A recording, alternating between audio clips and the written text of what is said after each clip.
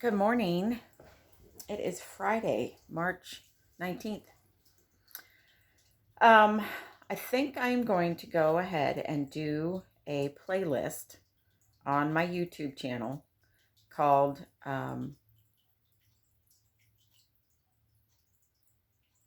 Memoirs, Ancestral Memoirs.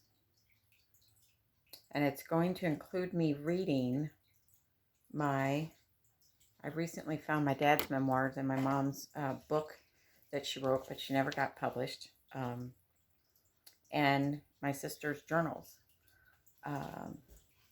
and share with everyone.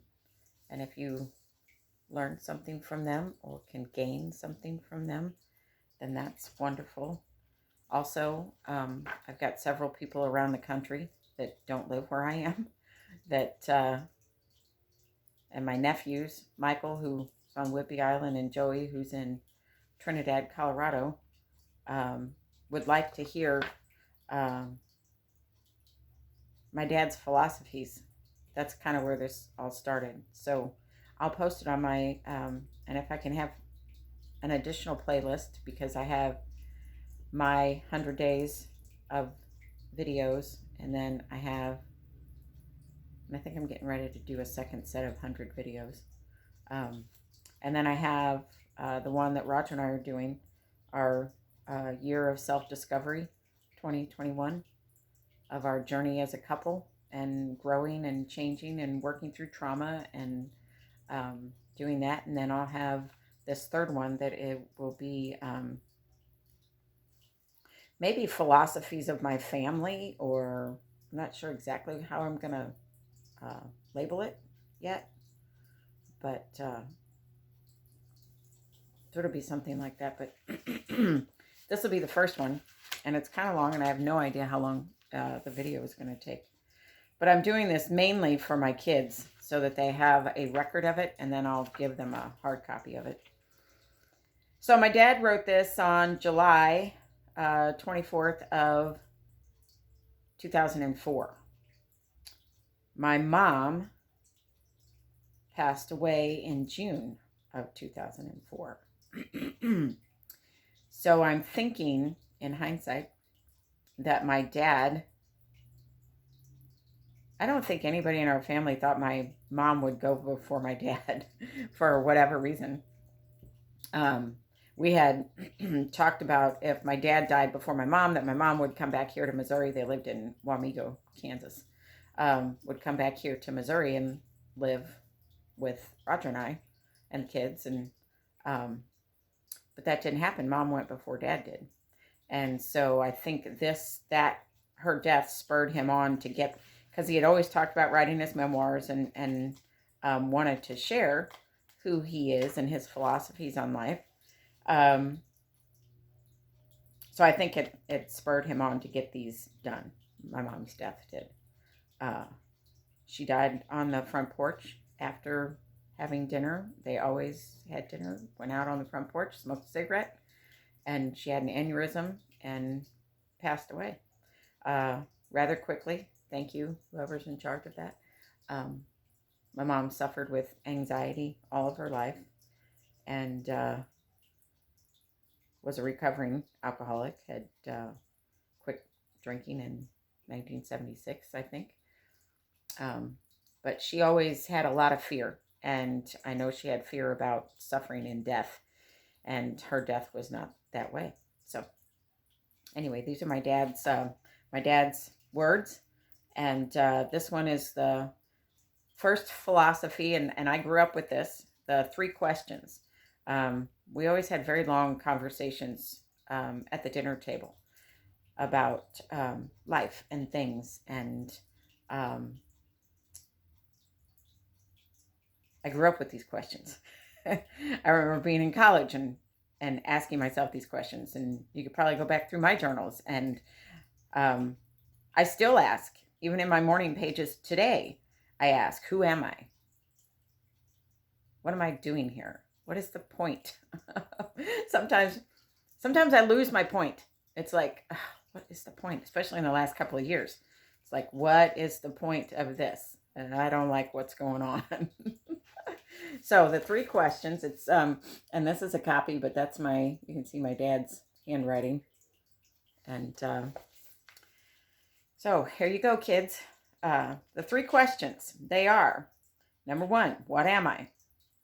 Number 2, who am I? And number 3, why am I here?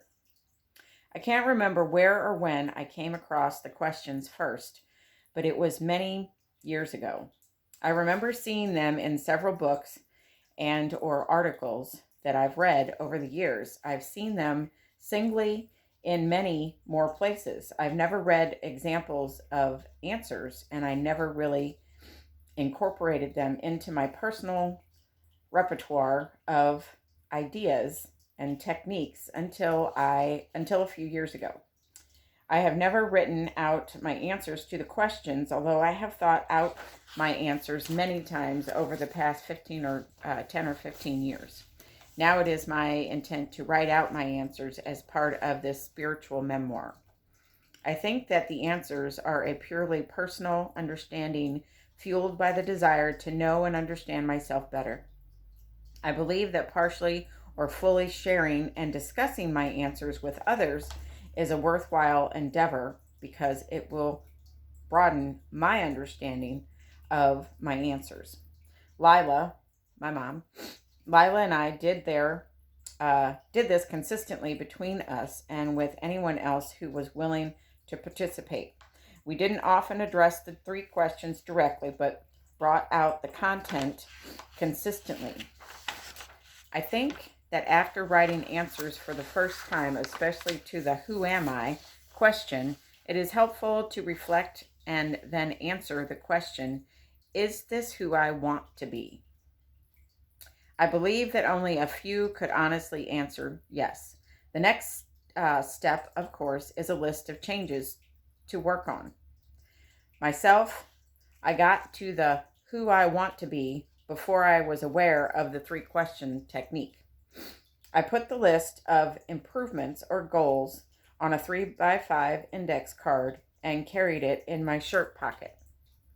I would write a new card each January and make any changes I deemed necessary. I did this for most of my working career, 25 to 30 years, and quit about the time I retired because I didn't consistently wear a pencil pack and shirts that were convenient to carry the card. My dad was an electronics engineer and always had a pencil pocket thingy pack in his shirt. He always had to have shirts that had a front pocket. I remember that. I believe that thinking about my answers to the three questions helps me to know myself better so that I can understand and accept myself and others. I believe that I am capable of accepting others only to the degree that I accept myself. I think it would be nearly impossible for anyone to write out answers today that would be totally true a month, a year, or 5 years from now, especially for the second and third questions. As we experience life and learn more and more about ourselves, even the answers to the first question will change. Therefore, I think that an update every year or two would be a good practice. If I live that long, I'll do it. As I consider the meaning of the three questions, my perception is to focus my answers to the first question on my earthly physical being and its functions, which necessarily include the mind. The second question answers, to me, are more involved with the mind, my personality, my social and cultural beliefs, and entwines my spiritual self, or at best, what I believe about my spiritual self. Sometimes my dad's handwriting is hard to read. The answers to the third question are entirely my belief in what I call the spiritual realm or domain. Does this paragraph sound like body, mind, and spirit? I think there is overlap between the areas of existence that these three questions cover. At any rate, the following is my first attempt to answer these questions in a somewhat coherent way. So the first question, what am I? To me, the answer to this question refers to the physical part of me to a large degree. My dictionary informs me that what is another one of those words with multiple usage and meaning. However, I think this usage would be satisfied with, quote, asking for the specification of an identity, quality, or quantity, close quote. I am a biological specimen of the species Homo sapiens living on planet Earth, which is in the Milky Way galaxy of the universe. My sex is male, my race is Caucasian, my eyes are blue, my hair was light brown, now it's gray to none, which was true. My dad was going bald, I'm bald. I am 6 feet 1 inch tall, and my weight is about 150 pounds, which puts me in the thin or skinny category. I have lived to the present age of 74 plus years. My physical self is also home to a spiritual entity, parentheses, the immortal real me. And somehow these two parts are connected by what we call a, quote, mind. The functions of my physical body are both known and unknown to me. My mind tells me I am distinct and separate from all other physical things. This is observable and validated by my physical senses. My mind also tells me that I am more than just a physical being, that I have something else that is always there that I am connected to or coupled with. I cannot sense it with any of my 5 physical senses, but my mind says it is there. It is undefinable in physical terms, and to me, this translates to it is non-physical. It is my immortal spiritual self. It seems to clarify my thinking somewhat if it seems to clarify my thinking somewhat if I consider my mind as being composed of 2 parts, my conscious mind and my unconscious or subconscious mind. I can't really define this subconscious mind, but I know it is there, so I assign it to be part of my spiritual self. I don't really think these 2 parts are separate, but it helps to delineate functions, so until I know better, I will define my conscious mind as that part of my mind that is in charge and aware of the state of my physical being.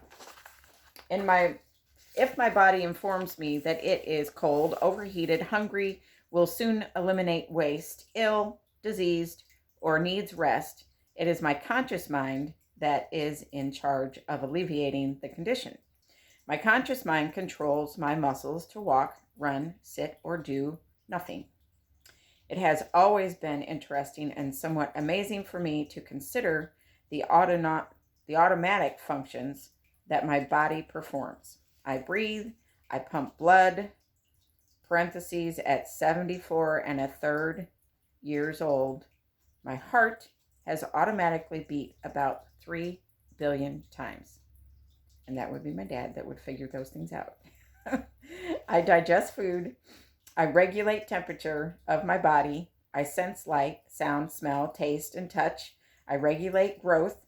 I make repairs, etc., etc., all without conscious thought. My conscious mind is capable of abstract thought in addition to directing body movement and other activities, but many of these have to be learned. It is my conscious mind that learned how to walk, how an automobile works, and how to best grow a garden. It is the choice maker for most, if not all, of the choices I make in a lifetime. I think my conscious mind gets input from my subconscious mind, but it is the chief honcho and I, the ego of this life. I view the conscious mind as a continually evolving and learning part of me for the whole lifetime. In the lifetime I have mostly played by the rules set up by the society of which I am a part, at least to the point of functioning fairly well in that society. I have played or am still playing the role of child, son, brother, student, husband, father, provider, teacher, companion, grandfather, friends, and now I am an independent member of the OF Club. And Roger had to remind me or tell me because I wasn't sure what the OF Club meant. I didn't know if it had something to do with my mom's death and being a widow or what. But Roger said the OF stands for Old Fart Club, which is, yes, that would be my dad, and I think I've heard him say that. I have tried my best to be honest, fair, respectful, loving, and compassionate in all my social encounters. I consider myself fortunate in this life to have an intellectual capability that is above average. I believe this characteristic has allowed me to function better in the present social order and to better understand myself and others. This, in turn, helped me perceive and understand a larger and different view of life than what the prevailing perceptions appears to be. Prevailing perception appears to be. Therefore, it is on my wish list to come back in my next life with an even better intellect. Next question, who am I? The who am I today, I have come to believe, is the sum total of all the experience I have had in present and past lifetimes. If another physical person would have had the same exact experience, would that person be the same as I? I think not, but I think there would be recognizable characteristics that would make us similar. Therefore, my first statement, though true for me, would be incomplete, indicating that there is more to me than just my experience. So if I added a set of born with characteristics that greatly influence my perception of experience, then the description would be more complete. I have come to believe that this is indeed the case, that I was born with a unique personality and that this applied to the lifetime experiences in this who I am today. I think that my perception of all the experiences adds up to my social and cultural beliefs, and example, my morality. My belief is that these born with characteristics are part of my spiritual self. This perception of who I am today implies that it is constantly changing, which is precisely my observation. The who I am today is different from the last month, last year, 15 years ago, and certainly more so as the time period from today gets longer. So who am I today? I am a peace and quiet, loving individual who tries to live in harmony with other people, animals, plants, insects, except for chiggers, ticks, and mosquitoes. My dad would talk about the no-see-ums. And those were things that he would get bit by or stung by. And he had a reaction that, he would just like swell up like a ball. So he did not like chiggers, ticks, or mosquitoes and the planet Earth. I try to be open to discussion of both old and new ideas. I practice acceptance of what is and then try to have patience to understand it. I try to think before I act, which to me helps me to keep my emotions out of my actions. A few years ago, I posed a question to members of a study group. If every person on this earth had your ethics, what changes would be made in our society? Most of them gave me blank stares, and it did not open up a discussion. However, I had occasion to try the question on a friend, and she immediately started ticking off, we would not need much government. No armed forces, no police forces, no prisons, and no lawyers. I thought the no lawyers was especially perceptive. Anyway, I think it is a good question to contemplate if one is trying to answer, who am I? I have lived within the rules of society and still have been able to go my own way as far as belief systems. This has allowed me a belief system that is quite different from the societal norm. I have been skeptical of the established Christian religions starting in my teenage years, and as I read and studied more throughout my life, I have come to believe that the Christian doctrine is a very distorted and edited version of what was and what is. Although I have read much about other religions of this world, I have never had the inclination to pursue Buddhism, Hinduism, Taoism, or any other established dogma. I consider myself to be non-religious, but quite spiritual. I have never quite been able to embrace the concept of worship of a divine deity. It always appeared to me to be an act of trying to placate something bigger and better and more powerful than I, so that I would appear favorable to that something. I generally believe and have practiced the societal rules taught by the various world religions because they embody the ethics that, if followed, allow a bunch of human animals to live together cooperatively and peacefully. Man has had these social rules of behavior long before he solidified his concept of religions or spiritual laws. So I think the concept that the social rules were or are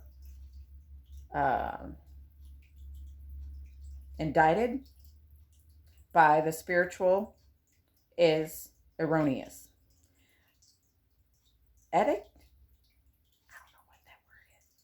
I think it is rational to believe that our spiritual selves and the spiritual realm is based on love, truth, harmony, cooperation, etc. I think my conscience is built in by virtue of my being ensouled, but my consciousness of it needs to be learned in each lifetime. All in all, I think that if I was a physical being and know that I was immortal and had immediate recall of all my experience, I would certainly embrace love, truth, harmony, etc. as my ethical patterns of existence. I have read and studied many books on and about the occult, channeling spiritual entities, UFOs, science fiction, etc. The channeling material included many books about Edgar Cayce, the Sleeping Prophet, as well as Ruth Montgomery, Gordon Michael Scallion, the Seth Speaks books, and many others. Then, in 1991, a friend of Lila's gave me a book entitled Messages from Michael. This book, plus a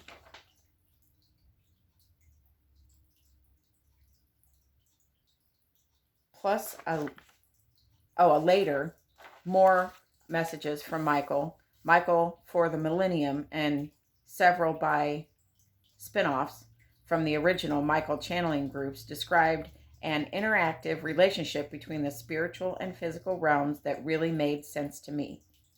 And it just felt right. I have read and reread this material over the last 14 years, and I am continuing to do so. I have come to believe that reincarnation is an absolute fact. I have also come to believe that there are a few people who are gifted with the ability to channel, and a whole bunch who have marginal ability or are fakers and only in it for the money. I have had 4 readings from the gifted and 3 or 4 from the not so gifted. I had the Michael system personality charts channeled for the family. These were interesting, but I cannot as yet fully wrap my mind around the details of them. The readings from the gifted channelers have informed me that the immortal I has lived 276 Earth lives, that the immortal Lila and I have had some 50 lifetimes together, and that we probably have 50 or so more lives to experience before we complete this series of lifetimes. I'm looking forward to it! Exclamation point. I believe I have come to a good understanding of this life, and I embrace the fact that it will end in physical death. I have no fear of the death, but I have some fear of being incapacitated and unable to bring on death, not in control. My experiences with and evaluation of nursing homes has resulted in my conviction that I will never willingly be a resident of one. My personal conviction is that when I can't do what I want to do, then I'm out of here. And the method I choose to get out is not important. I know that the immortal I agrees with this. I have had the feeling from about age 70 that I have just been marking the passage of time with no real purpose in mind. This was validated in the January 2003 channeled reading when Michael said I had completed all my essence goals for this life and had no more karmic ribbons to work off. He also said that I could live to my mid to late 80s if it suited my purpose. I was busy in 2001 making my first pyramid, which I feel came about to keep up my interest in living. All those dreams over 2 years' time, I think, was my spiritual self saying, get busy with this project. It will keep us all interested in continuing this journey. Question number 3. Why am I here? As I was thinking about my answer to this question, I couldn't get beyond what I wrote in my This I Believe chapter, the express purpose of the opportunity for my spiritual self to experience physical life. After a day or two of thinking about it, I was somehow moved to go to my bookshelf and pick out the book, Michael for the Millennium. I don't recall reading in this book in the last 3 or 4 years. I opened the book to the bookmark, and there it was in Michael's words. Quote, if there is one experience to be experienced on the physical plane, it is the ability to experience the passage of time and the visible manifestations brought about over time in each ensouled fragment, in the artifacts of the species, in geographical reality, and in astronomical events. This is by far the most unique experience possible on the physical plane / linear time. Close quote. Time. To my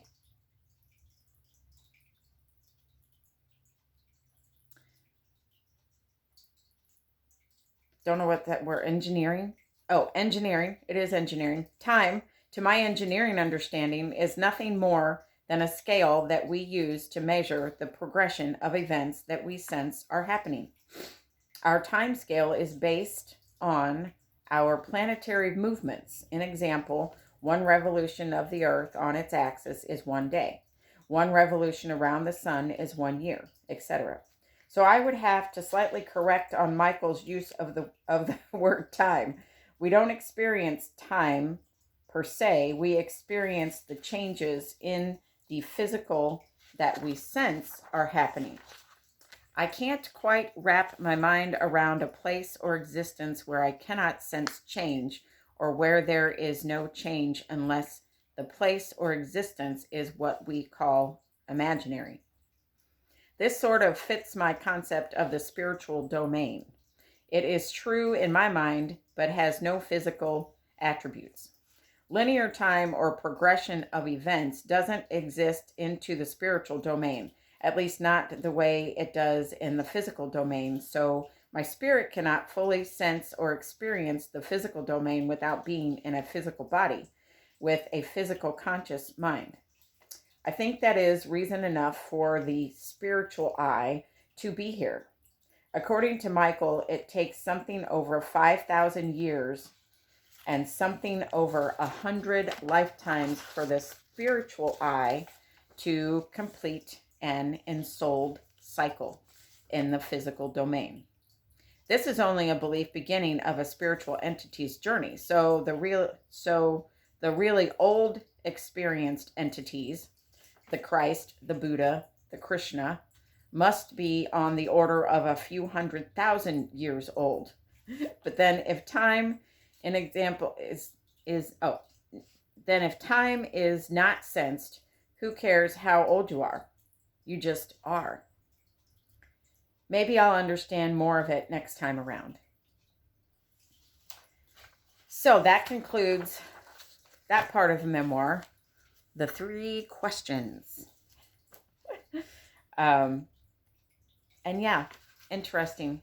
I guess I'm going to do, some of this is going to be life history and family history that hopefully can help other people manage and maneuver and, navigate this lifetime to your highest good and to your fullest capacity. And there'll be more. I'll add more. My dad wrote a thing about the pyramids. If you know our family, you know about the pyramids, and quite an interesting journey. So, all right, that one's complete. I will see you in the next one. Thanks. Bye.